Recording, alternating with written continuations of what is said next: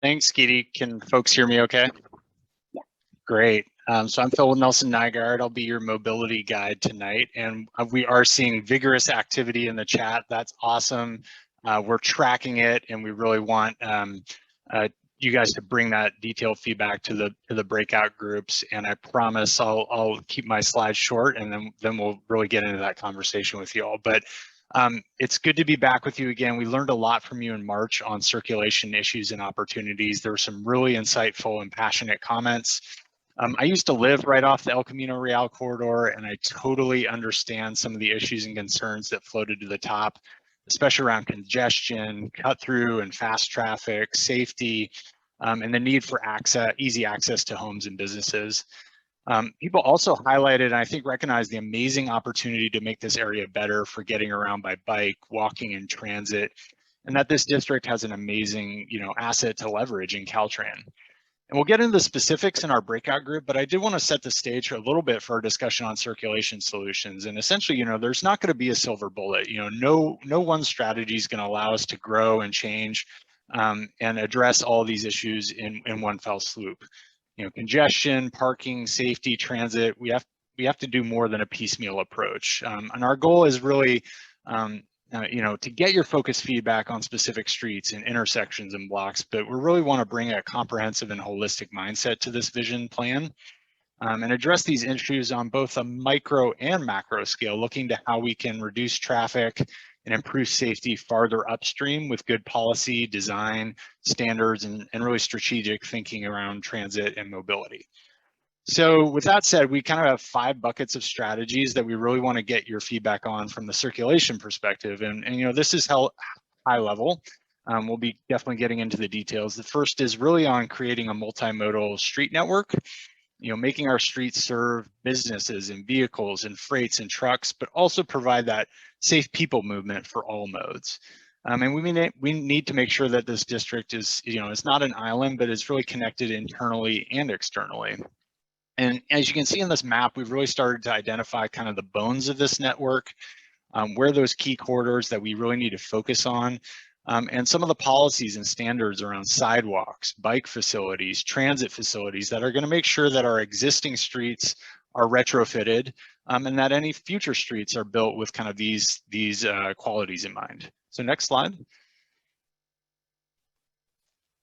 Another strategy bucket is around facilitating and fostering that transition zone that Geety was talking about, recognizing that we want a little bit of a buffer as we move north into those residential zones, but continuing to allow for enhanced connectivity. And this is a part of this is about exploring concepts around shared streets in that transition zone that Geety showed earlier. And these types of streets serve a lot of uses in kind of a seemingly hectic environment, but it's ultimately controlled. They do things like get rid of curbs, potentially bring in new street alignments and sight lines, lots of landscaping, active street functions, active street frontages, all with kind of the function of slowing vehicle speeds down. We obviously need to be smart about truck movements and make sure that we're allowing for loading. We also need to be proactive about management of the parking zone, and the curb zone, allowing for a mix of loading activity and short-term parking. And I think the end result with this kind of strategy is essentially a really kind of fun, funky mix of uses and movements that I think really reflect the district character. So next slide. Our third bucket is really around maximizing people movement within the district and to and from the district. The goal is to break up, I think, some of the larger blocks, create a finer bit of a street grid, allowing some direct, simple, safe, and intuitive connections. As the crow flies, the district is not terribly big. It's only about 3/4 to a quarter mile at certain points. But, as a pedestrian, it feels longer because the blocks are long, the frontages are long, and the environment in large areas is largely oriented to a driver in a car. So the solution set may be formal walkways, it may be bike facilities, it may be more informal pathways with some of these dotted lines here. Ultimately, we want to provide a diversity of options while capitalizing, again, on, I think, that unique industrial flavor that it's mixed with some of the sprinkling of nature that I think is really unique to this district. And I think the benefit also at the end of the day is better connectivity to some of those more local and regional assets like the Caltrain station and your downtown. Next slide. Transit's key.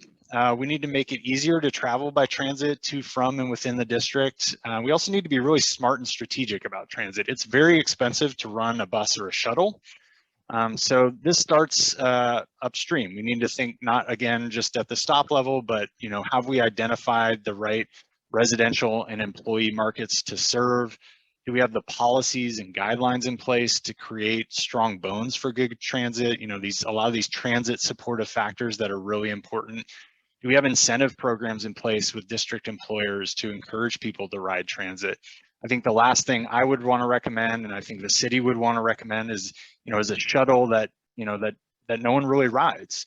So I think a big part of this is having some really smart and coordinated conversations with Samtrans about some of the service improvements they're thinking about, and continuing to engage our local employers to try and find that right transit recipe. Last slide. And finally, parking, I think everyone's favorite topic. The big theme here is right sizing. I think having too little parking is not the right approach. It's going to impact businesses and access to businesses and district vitality. On the flip side, having too much parking is going to generate a lot of traffic and really make it harder to get people on other modes. So we want a good mix of public and private parking so that businesses and the general public both have good access, and that our parking system is really efficient.